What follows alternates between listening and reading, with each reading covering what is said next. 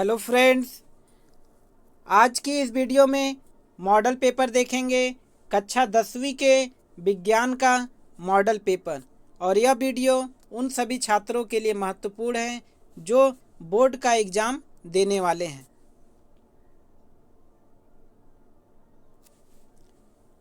आज का विचार है, जितना बड़ा सपना होगा उतनी बड़ी तकलीफ़ें होंगी, और जितनी बड़ी तकलीफ़ें होंगी उतनी बड़ी कामयाबी होंगी। सुप्रभात। हमारे पास एक मॉडल पेपर है कुछ इस प्रकार से, और इसी मॉडल पेपर को इस वीडियो में सॉल्व करने वाले हैं। तो यहाँ पे देख पा रहे हैं, प्री बोर्ड परीक्षा 2021 में एक मॉडल पेपर है। आज का पहला सवाल है, उत्तल दर्पण से बनने वाले प्रतिबिंब की प्रकृति है।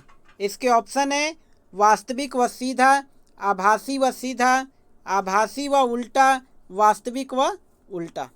तो इसको समझते हैं कि उत्तल दर्पण से जो प्रतिबिंब बनता है उसकी प्रकृति कैसी होती है।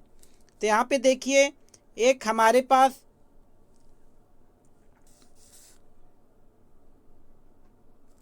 यहाँ पे M और N ये है उत्तल दर्पण, यानी कि इसको इंग्लिश में बोलते हैं कन्वेक्स मिरर।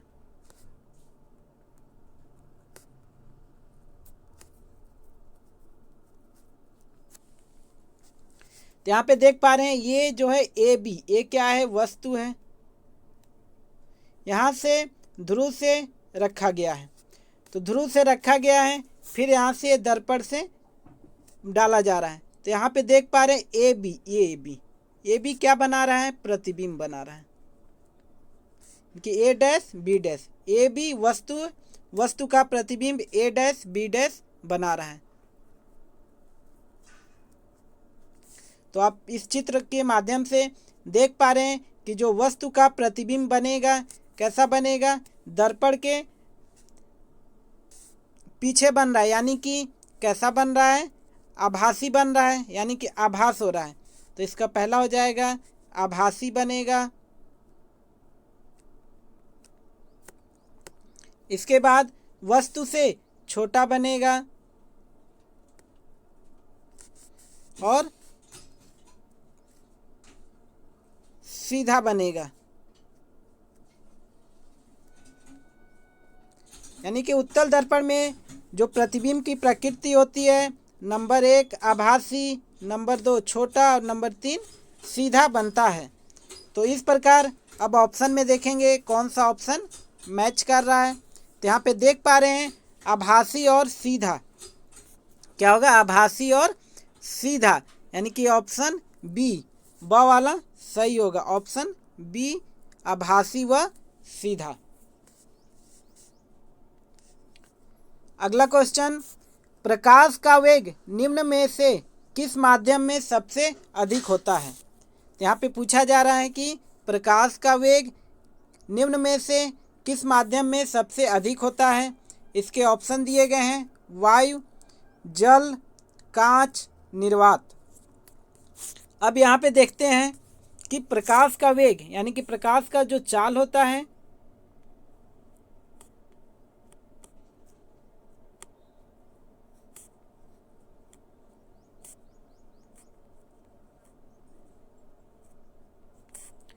V बराबर C बटे म्यू। म्यू क्या है, अपवर्तनांक है, C एक नियतांक है। C क्या है, एक नियतांक है,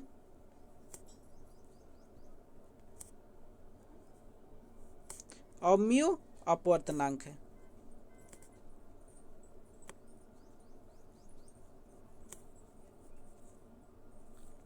और V प्रकाश का चाल है। तो यहाँ पे देख पा रहे हैं कि जितना अपवर्तनांक कम होगा उतनी ही प्रकाश की चाल अधिक होगी।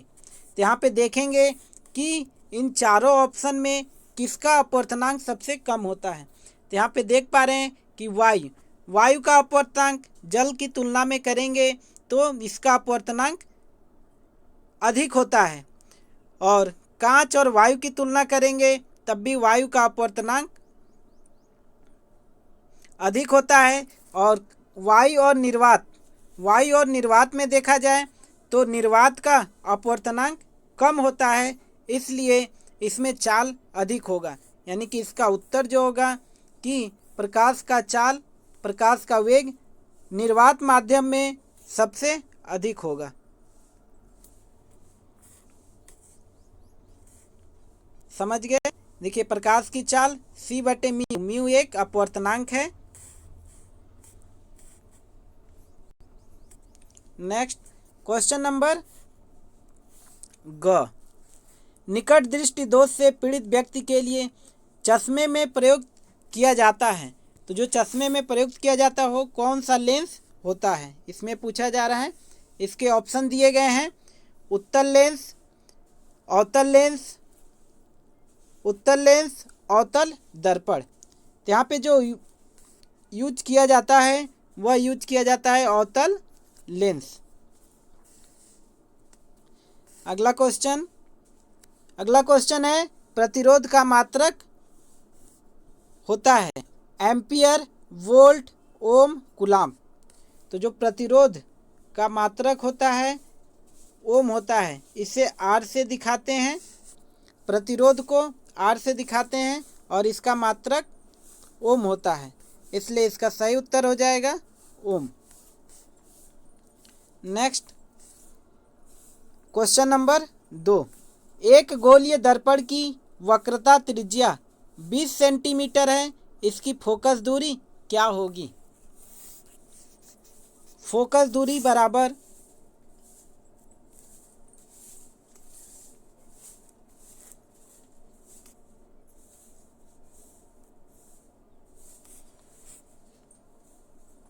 वक्रता त्रिज्या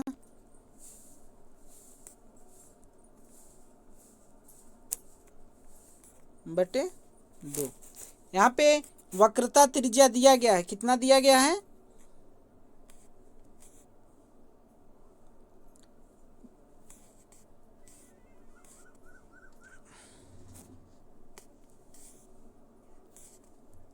यहाँ पे देखिए वक्रता त्रिज्या दिया गया है 20 सेंटीमीटर। यहाँ पे वक्रता त्रिज्या की जगह रख देंगे 20 सेंटीमीटर बटे 2, इसका भाग कर देंगे।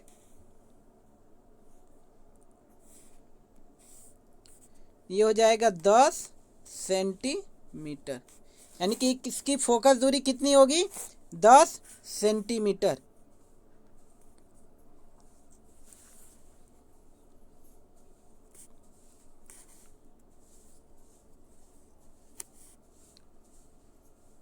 अगला क्वेश्चन देखेंगे, स्नेल के अपवर्तन का नियम क्या है?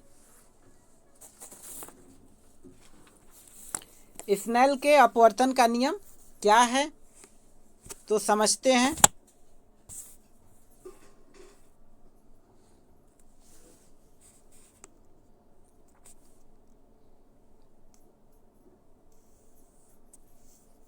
देखिए, दो माध्यम है, ऊपर कर लेते हैं विरल माध्यम और नीचे कर लेते हैं सघन माध्यम। यहाँ से किरण आ रही है जिसको बोलते हैं आपतित किरण, और इस पे एक अभिलंब खींच दे रहे हैं। अभिलंब से ये झुक जाएगी। कब झुकेगी? जब इसका माध्यम कम रहेगा, यानी कि विरल सघन माध्यम में इधर मान लेते हैं अपवर्तनांक विरल का n1 और सघन का n2। जब इसका अपवर्तनांक n2 का कम रहेगा तब क्या होगा? ये झुक जाएगा। जब झुक जाएगा तो इसको यहाँ पे जो मिलता है इसको बोलते हैं आपतन बिंदु, और इसको बोलते हैं अभिलंब।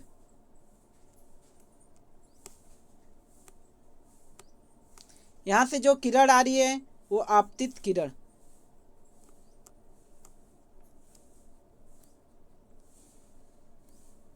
और ये जो किरण है परावर्तित किरण। यहाँ पे हम मान लेते हैं आपतित किरण और अभिलंब के बीच θ1 कोण बना रहा है, और अभिलंब और परावर्तित किरण के बीच θ2 कोण बना रहा है। यहाँ से v1 वेग से जा रहा है, टकराने के बाद v2 वेग से जा रहा है। तब इसका जो नियम है स्नेल का नियम, उस नियम को क्या कहते हैं? आपतन कोण तथा अपवर्तन कोण के ज्याओं का अनुपात दोनों माध्यमों में तरंग के फेज के वेग के अनुपात के बराबर या दोनों माध्यमों के अपवर्तनांक के व्युत्क्रम के बराबर होता है। ये किसने बताया है? स्नेल के अपवर्तन का नियम। देखिए इस नियम को नीचे हमने लिख भी दिया है कि आपतन कोण अपवर्तन कोण की ज्याओं के अनुपात दोनों माध्यमों के तरंग फेज के वेग के अनुपात के बराबर या दोनों माध्यमों के अपवर्तनांक के अनुपात के व्युत्क्रम के बराबर होता है। इसका मतलब क्या है कि साइन θ1 बटे साइन θ2। यहाँ पे वेग बताए हैं v1 v2, अपवर्तनांक किसका? व्युत्क्रम यानी कि n2/n1। ये क्या है? स्नेल के अपवर्तन का नियम। समझ गए? नेक्स्ट अगला देखेंगे, स्वस्थ आंख के लिए दूर बिंदु कहाँ स्थित होता है? स्वस्थ आंख के लिए दूर बिंदु कहाँ स्थित होता है? तो स्वस्थ आंख के लिए दूर बिंदु अनंत पर स्थित होता है। कहाँ होता है? अनंत पर स्थित होता है।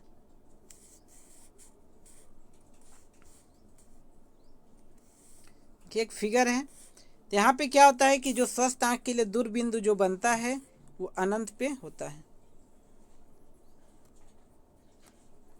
अनंत पर होता। नेक्स्ट अगला क्वेश्चन है, 15 सेंटीमीटर फोकस दूरी के किसी उत्तल दर्पण से कोई बिंब 10 सेंटीमीटर दूरी पर रखा है। प्रतिबिंब की स्थिति तथा प्रकृति ज्ञात कीजिए। कैसा दर्पण है? उत्तल दर्पण है। अब इस क्वेश्चन को देखते हैं। यहाँ पे देखिए एक उत्तल दर्पण बनाया गया है और इसकी फोकस दूरी 15 सेंटीमीटर और वस्तु की दूरी दिया गया है कितना? 10। तो कितना रखेंगे? -10 सेंटीमीटर। यहाँ पे प्रतिबिंब की स्थिति पूछा जा रहा है, तो उत्तल दर्पण के लिए सूत्र पहले लिख लें। उत्तल दर्पण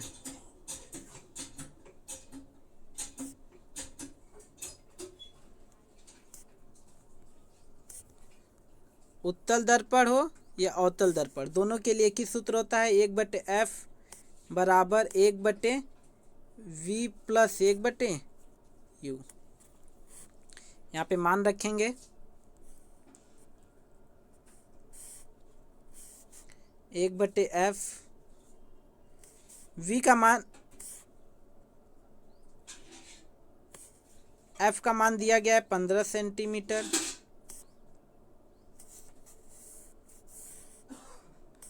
और 1/v प्लस u का मान दिया गया है 1/-10। 1/v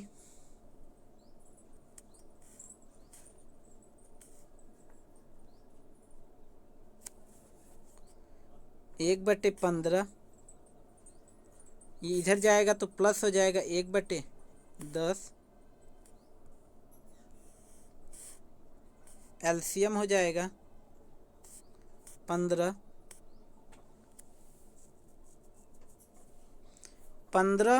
और 10 का एलसीएम 60।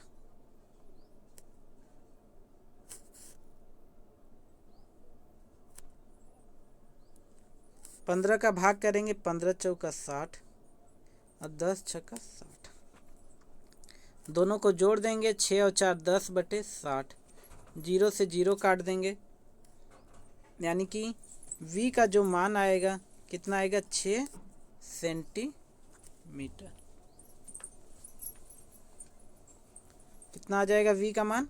6 सेंटीमीटर।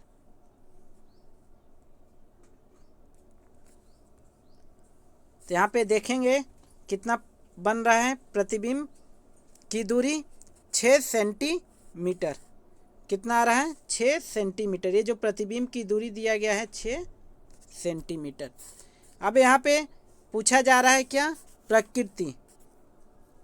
स्थिति तो मालूम चल गई, कितना बनेगा? 6 सेंटीमीटर। अब इसकी प्रकृति देखना है। तो प्रकृति क्या बनेगा इसमें? यहाँ पे देख पा रहे हैं कि ध्रुव से दाईं ओर यानी कि धनात्मक है, और कैसा बनेगा? आभासी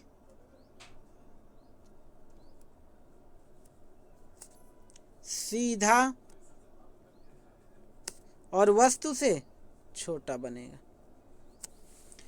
आभासी बनेगा, सीधा बनेगा और वस्तु से छोटा बनेगा। ठीक है, नेक्स्ट।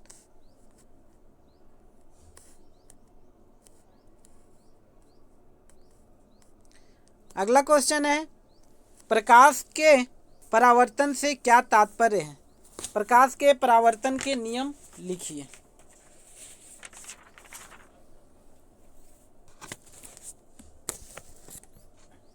प्रकाश के परावर्तन के नियम लिखना है।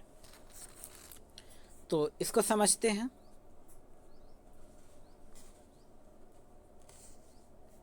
यहाँ पे देखिए एक दर्पण है। यहाँ पे किरण आ रही है जिसको बोलते हैं आपतित किरण, और इस यहाँ से टकरा करके उसी माध्यम में वापस हो जाती है, और ये जो वापस होती है इसे परावर्तित किरण है। इस पे एक ऐसे लाइन खींचे, अभिलंब कहलाता है। तीनों का ये पॉइंट जहाँ मिलता है उसे आपतन बिंदु कहते हैं। यहाँ पे आई आपतित किरण और यहाँ पे आर जो परावर्तित किरण है अभिलंब से कोण बना रहा है, तो इसको बोलेंगे आपतन बिंदु।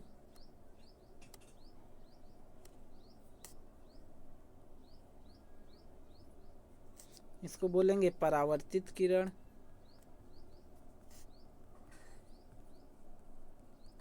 और ये क्या है? अभिलंब।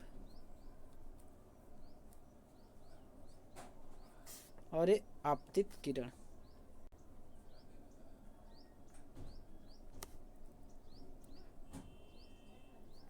आपतित किरण। और ये जो कोण बना रहा है आई अभिलंब और आपतित किरण के बीच, और इधर जो आर बना रहा है परावर्तित किरण तथा अभिलंब के बीच कोण बना रहा है। तो इस प्रकार इसके दो नियम हैं। तो पहला नियम क्या है? आपतित किरण, परावर्तित किरण व अभिलंब एक ही तल में व आपतन बिंदु पर होते हैं। और दूसरा नियम है आपतन कोण परावर्तन कोण के बराबर होता है, यानी कि आई बराबर आर। अब इस नियम को देखिए, यहाँ पे लिख दिए हैं। नंबर 1, आपतित किरण, परावर्तित किरण व अभिलंब एक ही तल में आपतन बिंदु पर होते हैं। और दूसरा है आपतन कोण परावर्तन कोण के बराबर होता है, यानी कि एंगल आई यहाँ पे दिखाए हैं आपतन कोण, और एंगल आर परावर्तन कोण, दोनों क्या होते हैं? बराबर होते हैं। यही क्या है? प्रकाश के परावर्तन का नियम है। नेक्स्ट,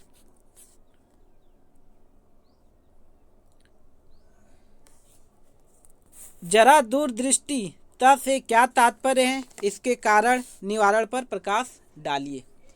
तो जरा दूरदृष्टि दोष किसे कहते हैं? वृद्धावस्था के कारण आँख की सामंजस्य क्षमता घट जाती है या समाप्त हो जाती है, जिसके कारण व्यक्ति न तो दूर की वस्तु और ना ही निकट की वस्तु देख पाता है। इसे ही क्या कहते हैं? जरा दृष्टि दोष। तो जो इसका निवारण करते हैं, इसमें इस रोग के निवारण के लिए द्विफोक्सी लेंस या उभयतल लेंस या बाइफोकल लेंस का उपयोग किया जाता है। तो देखिए यहाँ पे इस परिभाषा को हमने लिख दिया है। वृद्धावस्था के कारण आँख की सामंजस्य क्षमता घट जाती है या समाप्त हो जाती है, जिसके कारण व्यक्ति न तो दूर की वस्तु ना ही निकट की वस्तु देख पाता है। इसे ही क्या कहते हैं? जरा दृष्टि दोष। अब यहाँ पे देखिए रोग का निवारण। इस रोग के निवारण के लिए यहाँ पे होगा द्विफोक्सी। द्विफोक्सी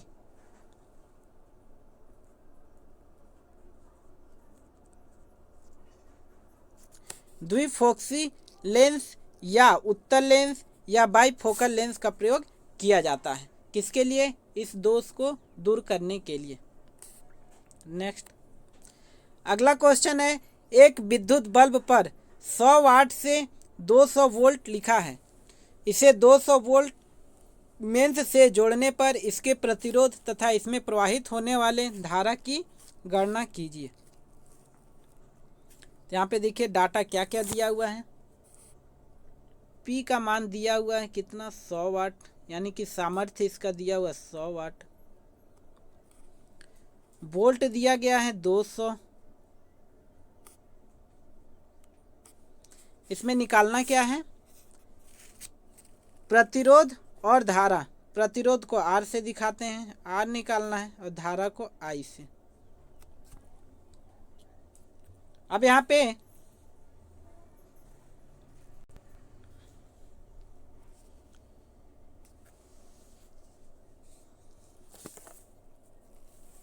तो सामर्थ्य होता है व्यय ऊर्जा बटे समय।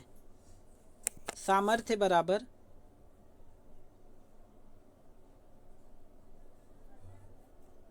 व्यय ऊर्जा बटे समय।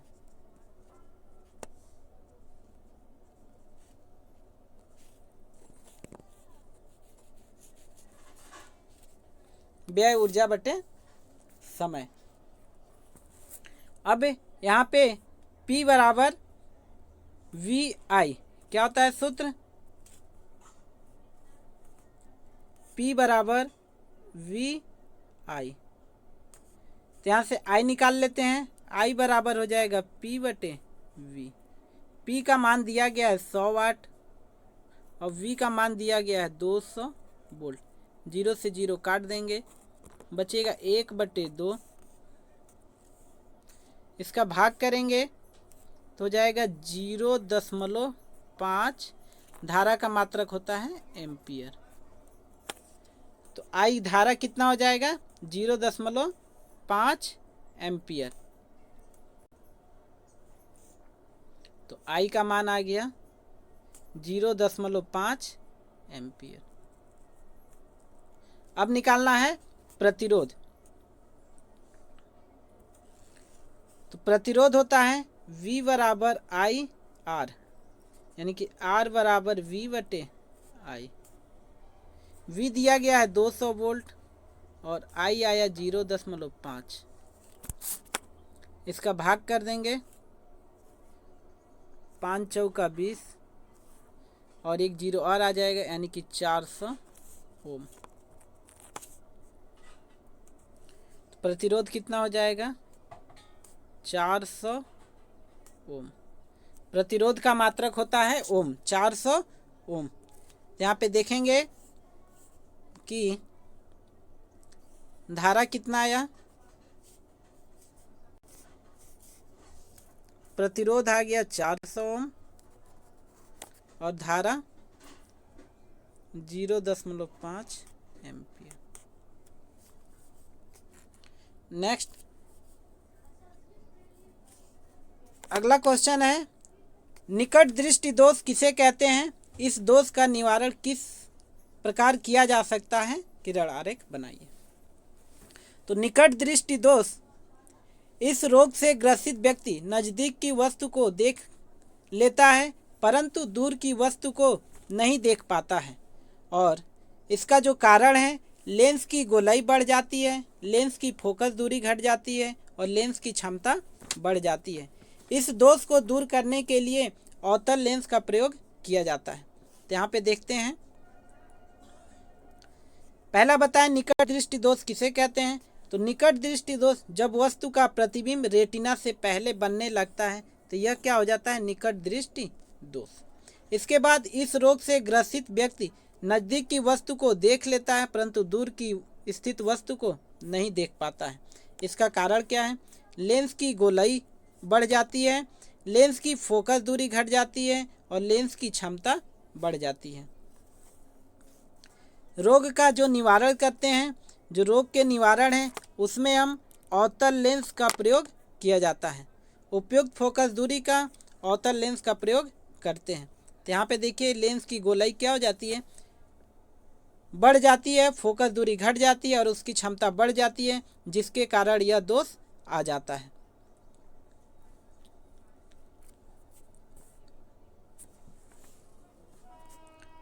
नेक्स्ट, और अगला क्वेश्चन है समांतर क्रम में जुड़े 3 प्रतिरोधों के तुल्य प्रतिरोध के लिए सूत्र स्थापित कीजिए। क्या करना है? सूत्र स्थापित करना है। और इस वीडियो का लास्ट क्वेश्चन है, समझते हैं।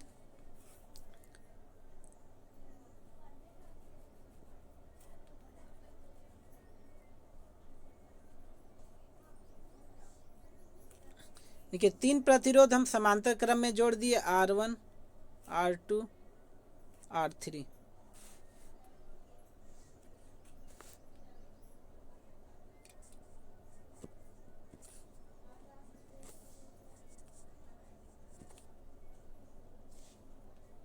यहाँ पे A और यहाँ पे B। ये 3 प्रतिरोध R1, R2, R3 किस में जोड़े हैं? समांतर क्रम में। समांतर क्रम में जोड़ा गया है। तो इसका तुल्य प्रतिरोध मान लेते हैं R है। क्या है? R है। तो जब इसको समांतर क्रम में जोड़ेंगे तो इसका जो बनेगा 1/R बराबर 1/R1 plus 1/R2 plus 1/R3। यहाँ पे क्या करेंगे? एलसीएम ले लेंगे। तो एलसीएम हो जाएगा R1, R2, R3।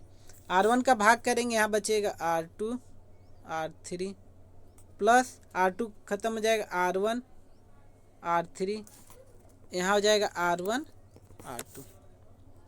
हमें R का मान निकालना है, तो R बराबर हो जाएगा R1, R2, R3 बटे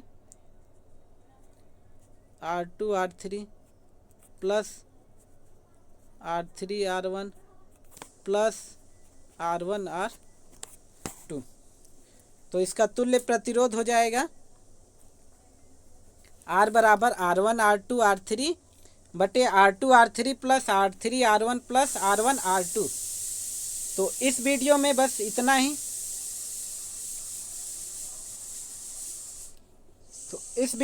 इतना ही।